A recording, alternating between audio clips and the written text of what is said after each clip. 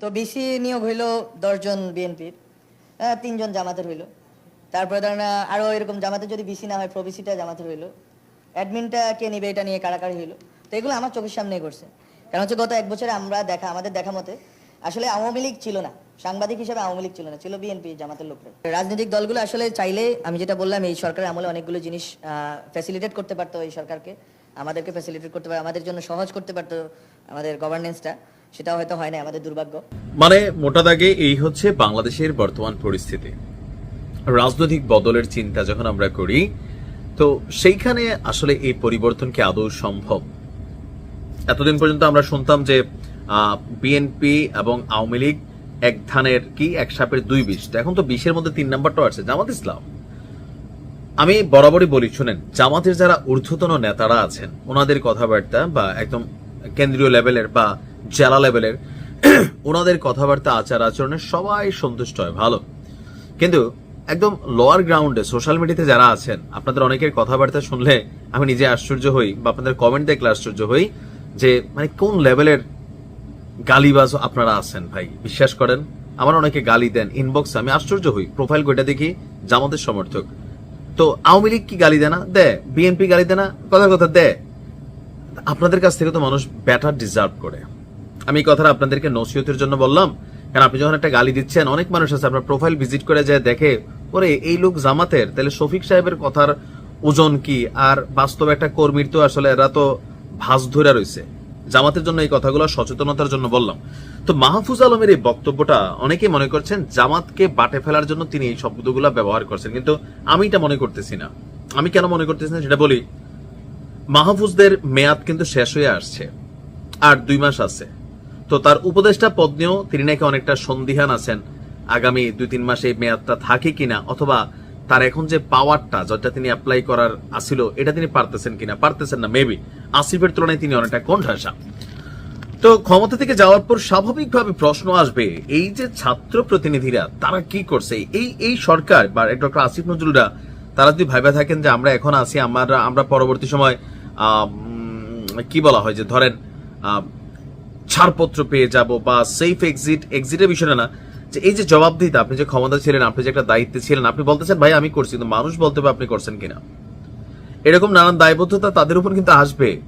তো সেই বিষয়টাকে মাহফুজ ব্লুটুথ বয় আগেই কনসার্ন করার পরে সে কালকে কিন্তু এই বক্তব্যটা দিল যে 2 দিন পর তো আমাকে এগুলা বলতেই হবে, কিভাবে প্রশাসন চলছে। তার মানে বিএনপি জামাত ভাগাভাগি করে সব জায়গাটাকে দখল করে রাখছে, যে যেদিক দিয়ে পারতেছে। তাহলে এখানে এনসিপি ওই ডক্টর ইউনূস যতক্ষণ হালকা হাতরা রাখছিল, এরাও মনে করলেন চান্দাবাজি ধান্দা কম করে ধুমাইয়া করছে এরা সবাই, বদলি টদ্দি মানে নিয়োগ টিয়োগ, মানুষ দেখছে, এদের প্রতি মানুষের রুচি উঠে গেছে। বাস্তবতা কিন্তু এটা। আপনি বিশ্বাস করেন এনসিপির জনসমর্থনে এই 1 বছর আগে 1 বছর পরে শূন্যের কোটে নেমে আসছে, এমনকি এদের অনেকের কাছে বিরক্ত লাগে। হাসনাত ঠিক আছে, এই ছেলেটারে ভাল লাগে, তাসতিম যারা আমার কাছে মনে হচ্ছে ঠিক আছে, আর বাকি যেগুলো আছে এগুলোর প্রতি ভাই নাহিদের নিয়ে যে বক্তব্য বিএনপির একজন নেতা দিচ্ছেন, যে জামাত ইসলামের একজন আমির বলতেছেন যে নাহিদরে তারা গ্রুমিং করছে, পুরা আন্দোলনের পিছনে নাহিদরে দিয়ে খেলছে। তো মানুষের কাছে ওই যে শেখ হাসিনার ওই বক্তব্যটা অনেকে মনে করতেছে এটা তো সরকার পতনের আন্দোলন ছিল কৌশলে, আর এই সরকার পতনের জন্য এতগুলা মানুষের জীবন গেছে গা, এটা কিন্তু একটা ন্যারেটিভ আবার প্রতিষ্ঠিত হচ্ছে। এগুলো আপনারা বুঝছেন। এখন তো অনেক কথা অনেক জায়গা থেকে আসতেছে মাস্টার মাইন্ড বা আরো বিভিন্ন ইস্যুতে আন্দোলনের ক্রেডিট নেওয়ার জন্য, বাট ওভারঅল যে জিনিসটা আসতেছে, বাংলাদেশের রাজনীতির প্রতি মানুষের ঘৃণা আসতেছে। বিশ্বাস করেন, আমি আজকে 17 বছর বাংলাদেশের বাইরে সাউথ কোরিয়ার মতো একটা দেশে থাকি, আমি তো চাই যে আমার দেশটা এটা পরিবর্তন হোক। এখানে লুটপাট ভাগাভাগির খেলা কেন হবে? আওয়ামী লীগ যা করছে সেটার পানিশমেন্ট জনগণ আওয়ামী লীগকে দিচ্ছে। আপনারা পরিকল্পিতভাবে টেকনিক্যালি হোক, যেমনি হোক, বিক্ষোভ হোক, গণ আন্দোলন হোক, যেভাবেই হোক আওয়ামী লীগের পতন হয়েছে। তো সেই পতনের পিছনে যে মূল কারণ ছিল ক্ষমতার অপব্যবহার, প্রশাসনকে অপব্যবহার, পুলিশরা মাইরা ঝুলাই দিছিলেন তখন। তো সে একই কাজ আপনারা যে যেখানে পারছেন বৈশাখে গেলেন। এগুলো যখন সামনে আসে মানুষের মধ্যে কি হয় জানেন? রাজনীতি সম্পর্কে ঘৃণা তৈরি হয়, যে মানে এটা শেষ কোথায়। একটা ভরসা এনসিপির প্রতি ছিল, এই ছাত্র উপদেষ্টাদের প্রতি ছিল, আছে কারুর কোন নমুনা আপনি দেখেন? এক একজন পয়সা কামাইছে। রাষ্ট্রের পরিবর্তনটা কি হয়েছে? মানুষের ভাগ্যের পরিবর্তন কি হয়েছে? রাজনৈতিক ভাবে হয়েছে সবার, আমজনতার হয় নাই। জিনিসের দামই বাড়ছে। সিজনালি কমে, সবজি টবজি এগুলো আলাদা, কিন্তু জিনিসপত্রের ক্রয় ক্ষমতা অনেক বেড়ে গেছে। ডক্টর ইউনূস ব্যক্তিগতভাবে তিনি অনেক এখানে ফয়দা পাইছেন, উপদেষ্টারা পাইছেন, জনগণ কি পাইছে? মাহফুজ এই কথাগুলো এমন সময় ফাঁস করলো, যে কোনো সময় হয়তো তার উপদেষ্টা পদ যাইতে পারে, জামাতের সাথে একটা বড় ধরনের কনফ্লিক্টে আছে। এর পাশাপাশি আগামী দিনে যেন মাহফুজকে এই একই কথা ক্ষমতা থেকে ছাইরা গিয়ে যদি বলতো, আমরাই বলতাম বেটা তুই যখন চেয়ারে ছিলি কেন বলিস নাই মাহফুজ, এই জন্য মাহফুজ এখন আগে থেকে বলে দিচ্ছে। কারণ পরবর্তী সময় বললে তখন বলবো বানাইয়া বানাইয়া বলতেছো, প্রমাণ দিতে পারবা? এখন তো সে প্রমাণই দিচ্ছে যে কত পার্সেন্ট ভাগাভাগি হয়েছে, পুরো রাষ্ট্রকে এইভাবে ভাগ করে খায় ফেলছেন।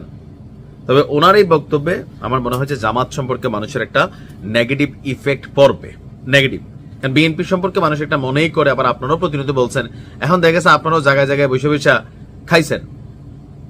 এটা তো আসলে কেমন হয়ে গেল। এখন মাহফুজ যে কথাটা বলছে এটা প্রমাণ দিতে পারবে কিনা, প্রমাণ ছাড়া কি বসে এই কথাটা বলছে, সোজা হিসাব। এখন টেম্পো স্ট্যান্ড দখল, বাস স্ট্যান্ড দখল এগুলো এক জিনিস, বাট প্রশাসনকে দখল সেটা আরেক জিনিস, অনেক বড় মাপের খেলা।